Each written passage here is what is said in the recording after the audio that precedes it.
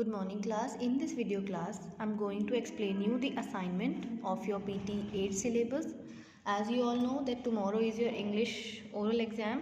So I'm going to explain you the assignment so that you can prepare for this assignment and get an idea that what type of question I'm going to ask you in the oral exams. Okay? मेरा ये आपको assignment का एक video record करने का purpose ये है आपको थोड़ा आइडिया हो जाए किस तरह के क्वेश्चन आपके ओरल एग्ज़ाम में आने हैं एंड आपको प्रिपेयर करने हैं, ठीक। क्योंकि आपकी बुक्स ज़्यादा है इंग्लिश की और पूरा प्रिपेयर करना इतने कम टाइम में इजी नहीं है। सो आप जो आपको एक फॉर्मेट दिया है असाइनमेंट का, इसी फॉर्मेट के अकॉर्डिंग आपको ओरल एग्ज़ाम के लिए प्रिपरेशन करनी है। Okay, so let's start the assignment. PT 8.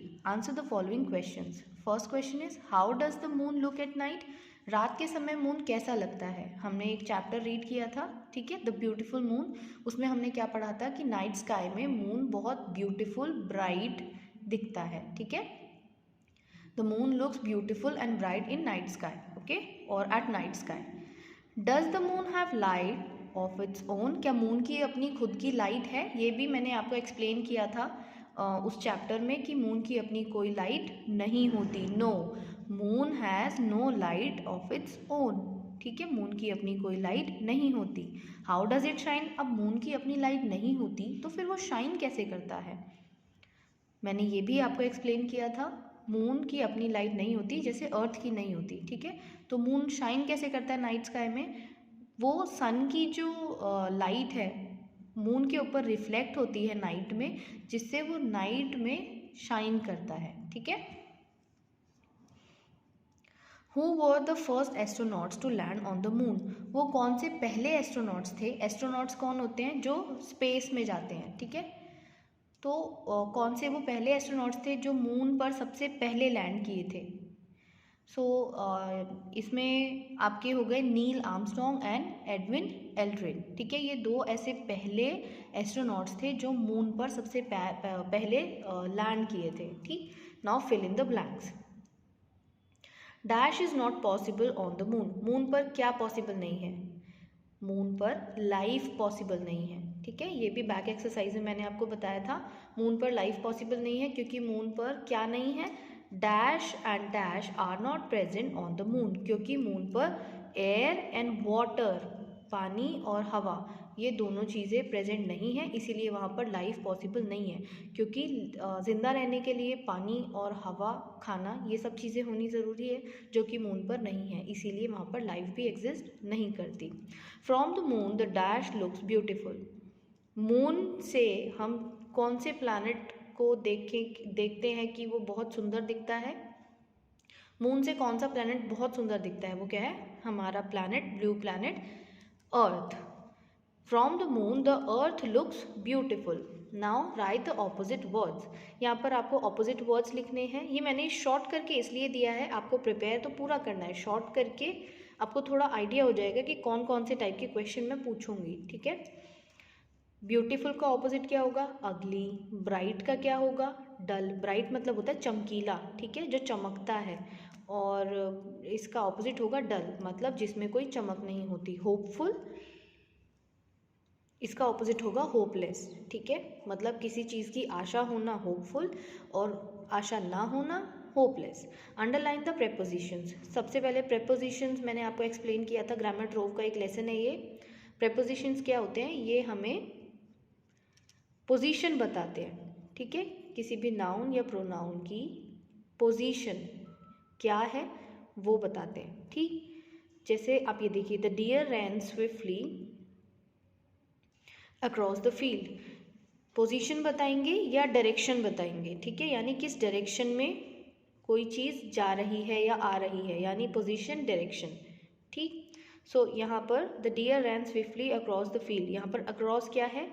ये हमें पता चल रहा है डियर की डायरेक्शन की, वो किस डायरेक्शन में, फील्ड के अक्रॉस तेज़ी से भागी। सो प्रेपोजिशन क्या होगा? Across. Sheena is waiting at the bus stop. अब यहाँ पर हमें पोजीशन पता चल रही है शीना की, कि शीना कहाँ पर है? बस स्टॉप पर। और किस वर्ड से पता चल रही है? एट से, ठीक है। एट हमें बता रहा है कि शीना कहाँ है? बस स्टॉप पर। सो एट क्या हुआ? Preposition. Now the companies headquarter is in Mumbai. जो कंपनी का हेडक्वार्टर है वो कहाँ पर है, उसकी लोकेशन कहाँ है, इन मुंबई, मुंबई में। सो इन क्या हुआ यहाँ पर, प्रेपोजिशन जो कि हमें पोजीशन बता रहा है कंपनी के हेडक्वार्टर की। Now right the suitable interjection. Interjection क्या होता है, इंटरजेक्शन जो आपकी स्ट्रॉन्ग फीलिंग्स को एक्सप्रेस करते हैं वर्ड्स, उन्हें बोलते हैं। ठीक है, ये कोई सेंटेंसेस नहीं होते, ये कुछ वर्ड्स होते हैं जो हमारी स्ट्रॉन्ग फीलिंग को, जो हम एकदम से बिना सोचे समझे हमारे मुंह से निकल जाते हैं वर्ड्स।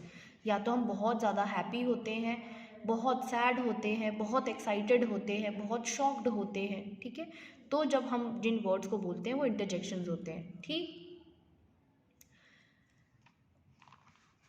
सो फर्स्ट देखिए, dash my friend is drawing. यहाँ पर अगर आपका फ्रेंड डूब रहा है, ड्राइंग मतलब डूबना, डूब रहा है, तो आप क्या बोलेंगे, हेल्प मांगेंगे। कैसे, शोर आप ज़ोर से क्या चिल्लाएंगे, help my friend is drowning, right, इस तरह से। Dash the pizza was delicious. अगर आपने कुछ खाया, वो आपको टेस्टी लगा, तो आप क्या बोलते हैं, yummy the pizza was delicious, yummy बोलते हैं ना। और ये मार्क जो है ये कंपलसरी होता है इंटरजेक्शन लिखने के बाद। ठीक, नेक्स्ट क्या है, dash what a beautiful painting. आपने कोई पेंटिंग देखी, वो आपको बहुत सुंदर लगी, तो आप क्या बोलेंगे, wow what a beautiful painting. तो ये वाओ क्या था, ये था आपका इंटरजेक्शन। ठीक, now choose the correct option. ये हमने रीडिंग स्किल में एक ट्री की पोम पढ़ी थी, ठीक है, जिसमें ये क्वेश्चंस थे। When does the tree wear nest of robins. Tree robins के नेस्ट को कब पहनती है, समर्स में, विंटर्स में, ऑटम में या स्प्रिंग में। Correct option in summers. ठीक है, समर में जो ट्री है वो रॉबिन जो बर्ड है वो ट्री पर अपना नेस्ट यानी घोंसला बनाती है।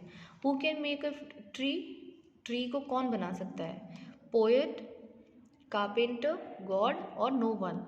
ट्री को ओनली गॉड ही बना सकते हैं, ऐसा उस पोम में लिखा है। So correct option is C, God. Now paragraph writing. यहाँ पर आपको एक पैराग्राफ दिया था राइटिंग स्किल में, my mother's love for me. ठीक, ये आपको लर्न करना है ओरल एग्जाम के लिए। Now translate into English. Sita जानती थी। आपको ट्रांसलेशन में एक लेसन है सेंटेंस सीक्वेंस करके। ठीक, उसमें क्या है, आपको सेंटेंस के सीक्वेंस के बारे में एक्सप्लेन किया गया है। जो सेंटेंस होता है उसके two parts, the principal clause and the subordinate clause. Principal clause क्या होता है, ये वाला पार्ट जो आप देख रहे हैं ना, सीता जानती थी, मैं जानता था, मुझे पता था, मुझे पता था, ये प्रिंसिपल क्लॉज है। सबॉर्डिनेट क्लॉज क्या होते हैं, ये जो बात बोल रहे हैं कि गीता ने स्लेट तोड़ी है, तुम झूठ बोलोगे, सोहन बीमार है, उसने मुझे धोखा दिया, ये है सबॉर्डिनेट क्लॉज। तो आई होप आपको वो चैप्टर अच्छे से समझ आया होगा। उसमें क्या था, एक चीज़ आपको याद रखनी है, जब भी ये जो आपका प्रिंसिपल क्लॉज है ये अगर पास्ट टेंस में है तो आपका सबॉर्डिनेट क्लॉज किसी भी टेंस में हो आपको उसे पास्ट टेंस में चेंज करना होगा। बस अगर आपका प्रिंसिपल क्लॉज पास्ट की जगह यानी पास्ट को छोड़ करके प्रेजेंट या फ्यूचर टेंस में हो, जैसे मैंने यहाँ पर जो आपको दिए हैं ट्रांसलेशन के लिए, ये चारों क्वेश्चन, चारों सेंटेंसेस का जो प्रिंसिपल क्लॉज है वो पास्ट में है।